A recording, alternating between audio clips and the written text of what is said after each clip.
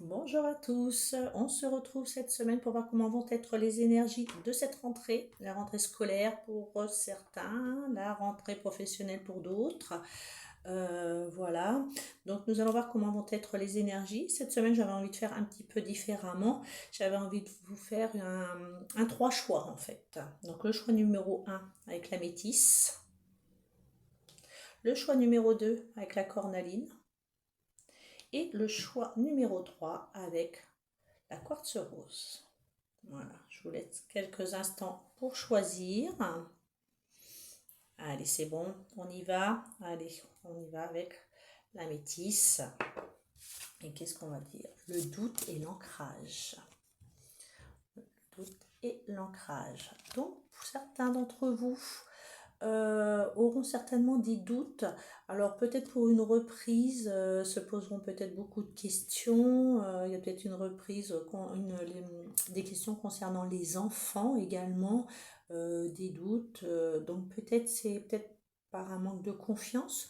Donc on vous conseillera peut-être de faire une petite méditation, d'écouter de la musique, d'aller dans la nature pour justement retirer ces doutes qui sont peut-être pas avérés en fait, enfin qui n'ont peut-être pas à avoir lieu, poser trop de questions ou cogiter trop sur telle ou telle chose qui n'ont peut-être pas trop d'intérêt et donc du coup comment dire, un bon ancrage vous permettrait justement de retirer ces doutes et du coup de profiter et de vivre surtout d'être dans l'instant présent. Et vraiment, là, c'est vraiment l'enracinement, en fait. Marcher pieds nus aussi, vous pouvez marcher également pieds nus dans l'herbe. Ça permet également de bien s'ancrer et surtout être dans l'instant présent. Donc, cette semaine, on parlera pour le choix numéro un de doute, de personnes qui se poseront trop de questions. Voilà pour le choix numéro un. Pour le choix numéro 2, donc la cornaline, on parlera d'entreprendre et de difficultés. Alors, pour certains ou certaines d'entre vous, j'ai la carte d'entreprendre et des difficultés. Donc, il y a peut-être des projets qui ont été mis en route et que vous avez peut-être laissé de côté parce qu'il y a eu un obstacle ou quelque chose comme ça qui a fait que vous avez abandonné le projet ou que vous vouliez plus entreprendre.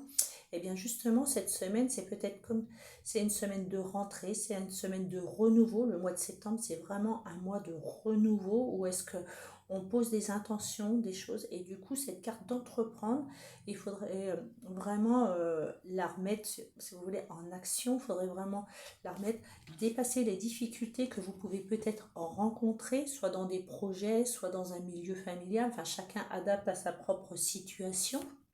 Mais du coup, ça serait vraiment bien de pouvoir passer à l'action en fait, de ne pas rester dans des difficultés qui sont peut-être que passagères, mais vraiment du coup d'entreprendre, d'aller de l'avant. Vraiment, le mois de septembre, il est fait pour ça. Le mois de septembre, c'est un mois de renouveau.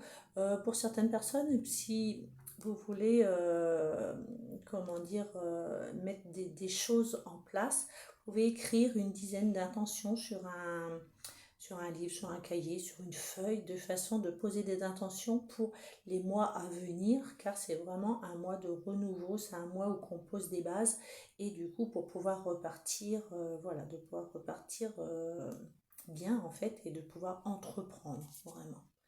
Donc le choix numéro 2, ça sera passer à l'action, entreprendre, dépasser les difficultés qu'on peut rencontrer sur notre passage vraiment et continuer d'avancer. Voilà, passer à l'action, je dirais.